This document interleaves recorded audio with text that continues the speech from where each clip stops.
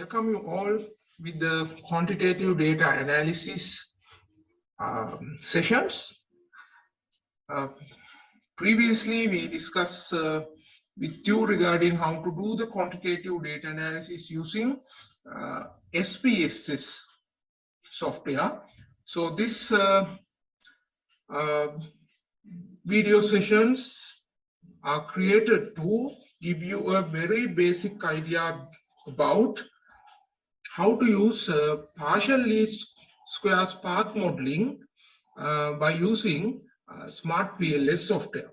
So this is some kind of very user-friendly software, and most of the student can easily understand the step, because not like the SPSS, in SmartPLS, what we are doing in partial least square path modeling, we can check the goodness of measurement as well as the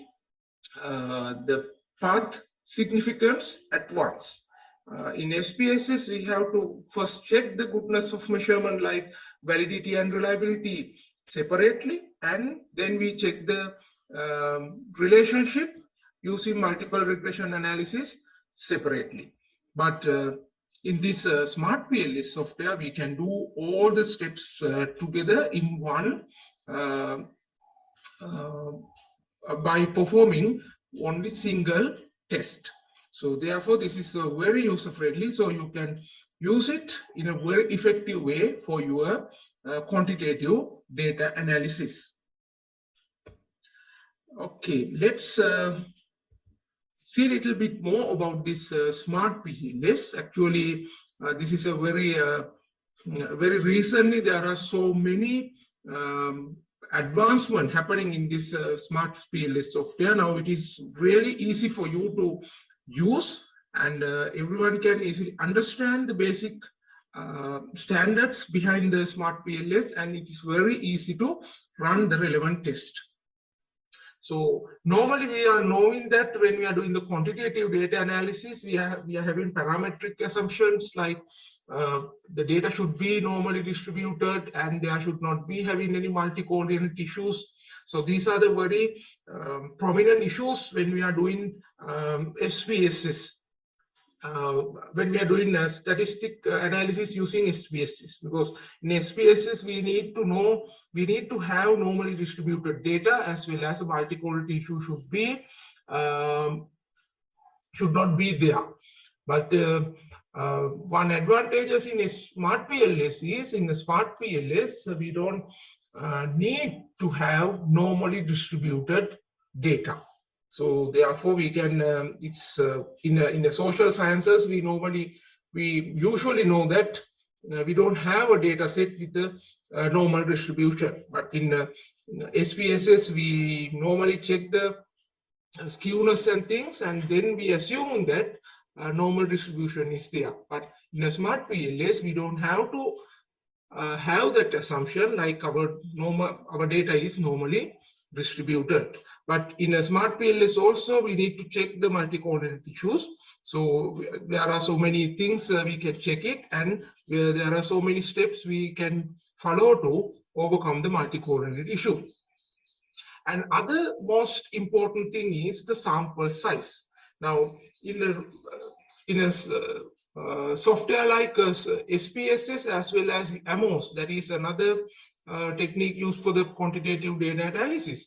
So their main limitation is the sample size, because if the sample size is small, like less than 100 sample size, it is very difficult to having very reliable result, right? Reliable and valid result. So therefore, normally students are facing that limitation when they are using SmartPLS, SPSS software. But in a SmartPLS, there is a very unique characteristic, because even we are having a small sample size like less than 100, we are having a bootstrapping function. So then it's automatically enlarge our sample size and do the analysis in a proper manner. Therefore, sample size doesn't matter in this software, that means SmartPLS. So we can easily run our conceptual, we can easily test the conceptual model in a very prominent way. And other thing is a reflective and formative indicators. I believe that student can remember those terms, right? If you are not recalling your memory last properly, you can refer this one. So reflective indicators mean your construct or your dimension is constructing, or it's developing using this indicators. That means, suppose that this is your variable, right? So this variable is measured using these three indicators, right? Now you can see the arrow sign. It is coming from your variable to the indicator, right? Now for an example, if you consider as a timeliness, right? If the timeliness is your variable, right? Because of the timeliness, right? So these indicators are there, right? Because of the timeliness, these indicators are there. But because of these indicators, timeliness is not there, right? So because of the timeliness, these indicators are occurring. So that is the meaning of reflective indicators. Normally, our undergraduate research, they are having this sort of reflective indicators. Very rare to see this kind of formative indicators in undergraduate level research, even in MBA level research, right? And the formative indicator mean it calls the variable, right? Because of the indicators, variable is there, variable is occurred, right? But in a reflective indicators, because of the variable, indicators are occurring, right?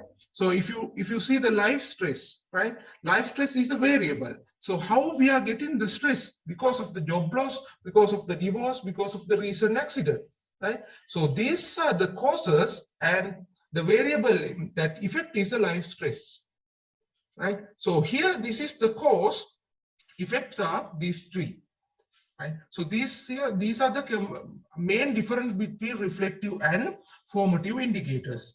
So why we discuss that thing in here, in normally in SPSS, right, we are using these reflective indicators, right? Normally in SPSS, we are using these reflective indicators.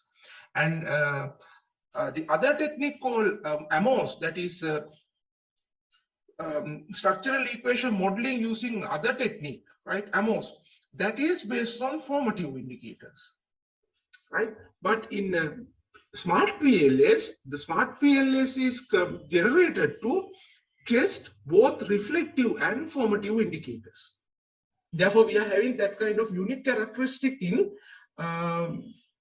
SmartPLS, right? So we will discuss that in later in our sessions, how these two things can be tested using SmartPLS. But up to now, just remember, reflective and formative indicators can be tested in the SmartPLS software, right? And other unique characteristic in SmartPLS is the dependent variable has to be measured using only interval scale. So the dependent variable cannot be tested using ordinal, nominal, ordinal, nominal, or ratio scale, right? So it should be measured only in interval scale. That means you have to use 1 to 5 scale or 1 to 7 scale, like a scale type indicators should be there to measure the dependent variable. However, the independent variable can be measured using interval, nominal, ordinal, or ratios type measurement scaling. So that doesn't matter with the independent variable, but dependent variable has to be measured using interval scale. That is those are some kind of conditions we have when we are using SmartPLS. Right. So we already discussed this thing. Right. The thing is how we get the software. That's the other important thing to discuss. But not like the SPSS, since we are having SPSS software in our university, but the thing is, we don't have a licensed SmartPLS software yet, right? So, but don't worry, there is a student version that's freely available, and you can freely download in your laptop or desktop computers, right? So then you use this link and you can download it without any difficulties, right? Once you download it, you will see in your desktop like this icon, right? You will get the SmartPLS. This is the latest version in 2022 right now, right? You will get this one, right? When you are double click it, you will get this kind of window open, right? You will see this kind of blank canvas in your right hand side, and some function in your left hand side. Likewise, you can see this type of window in the SmartPLS, right?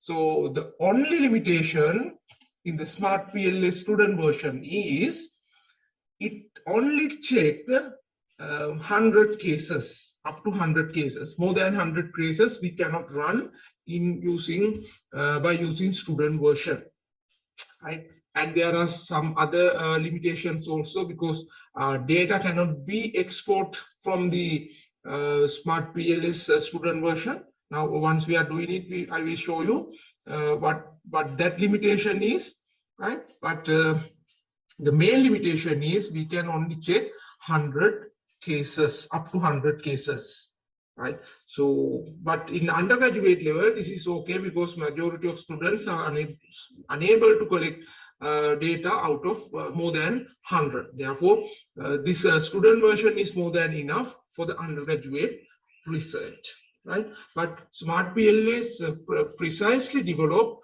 to develop the models. That means we based on some type of observation, based on some type of qualitative form of study, we can develop the model and we can test the model, right? Like Porter's diamond model, resource-based model, and service quality model. Likewise, as some kind of technological accepted models. So, like researchers can develop model, right? So that developed model we can test using sample size less than 100 cases, right? So that is the main purpose of developing this SmartPLS software, right? So then at that time also student version is more than enough to check those kind of model validation.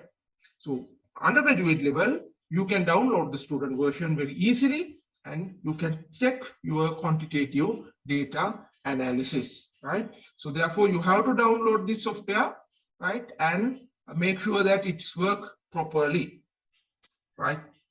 It only takes few minutes to download the software, but it depends on the process capacity in your laptop or desktop computer, right? Then other thing you need to remember when we are using SmartPLS, right? First thing you need to remember is your dependent variable has to be scale type. That means interval scale measurement items. And second thing, you can download the student version, but remember it's limit only up to 100 cases. Third thing you need to remember before using the SmartPLS, you have to have your data set with this specific form, right?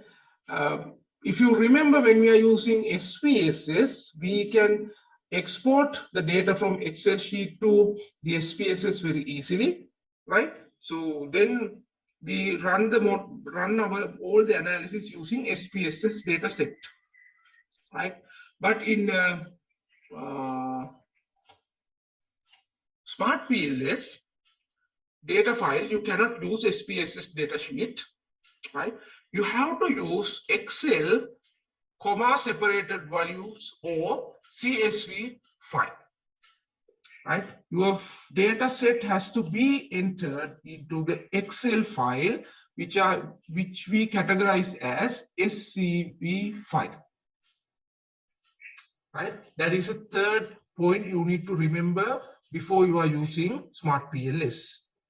right? It's called it as a CSV comma delimited file, right? Now you can see this file in here also. This is the file saved into my laptop, right? You can see it's save it as Microsoft Excel comma separated values file, right? So I will show you the file for you to make it properly understand, because if you are saving your data into the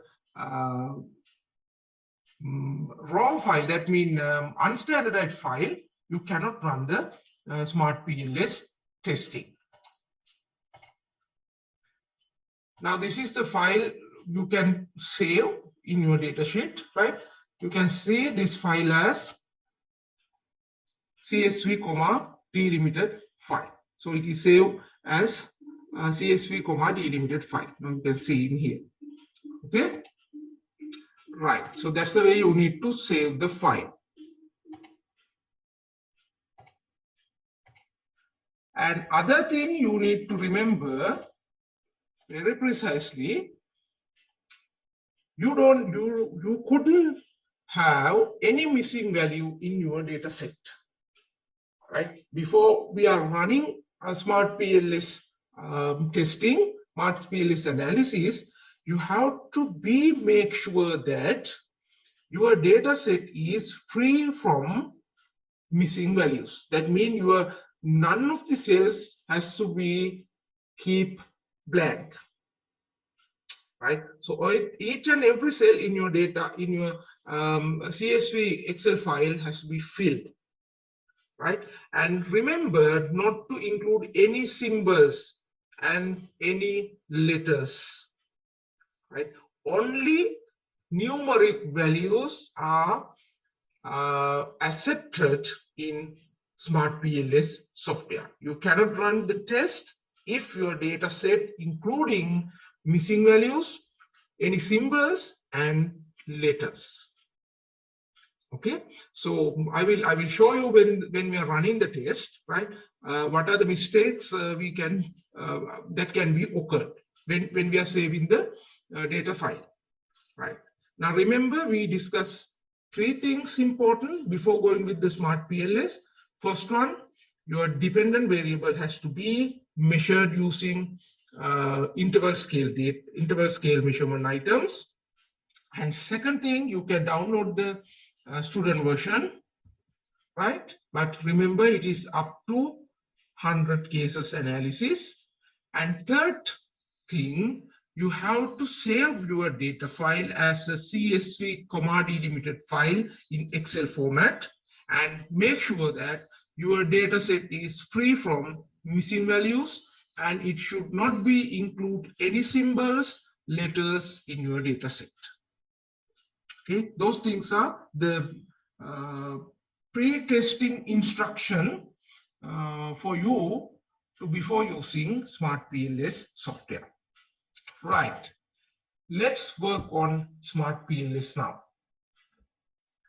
Right, so, and very gentle remind, make sure that when you are running the SPSS analysis, when you are performing SPSS analysis, you have to be connect with internet, because majority of the SPSS analysis techniques are connect with some cyberspace files, right? So when you are testing in a SmartPLS, you remember to connect with internet, because I told you that SmartPLS are doing bootstrapping analysis, right? Since our sample size are small, they are doing bootstrapping analysis.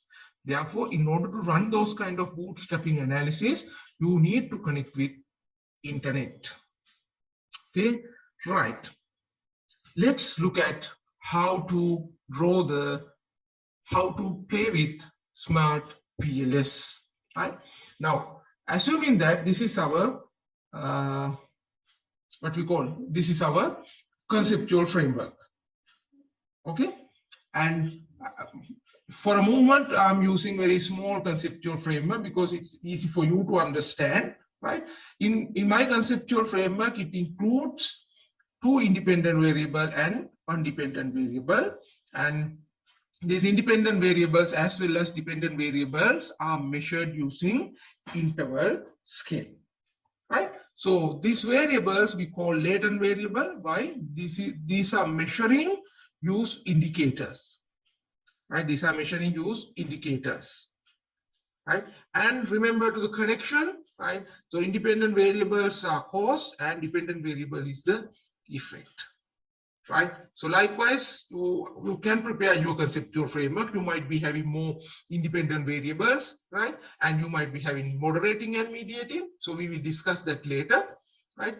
For a first step, keep that in mind, we are having two independent variable and dependent variable, and all the variables are measuring using interval scale indicators.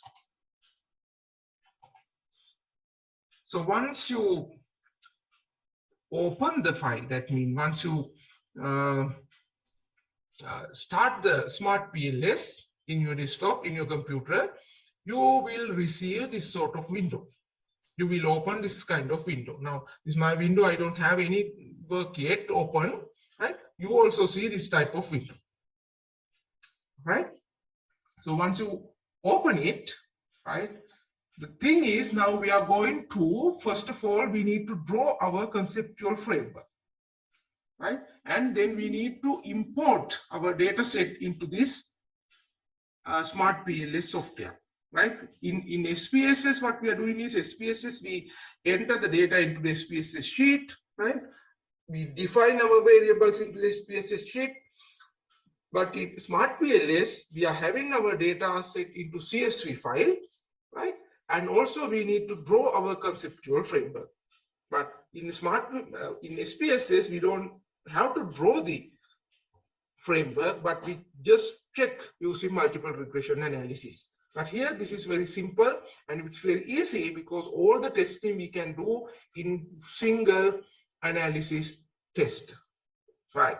Let's see how we perform with the test.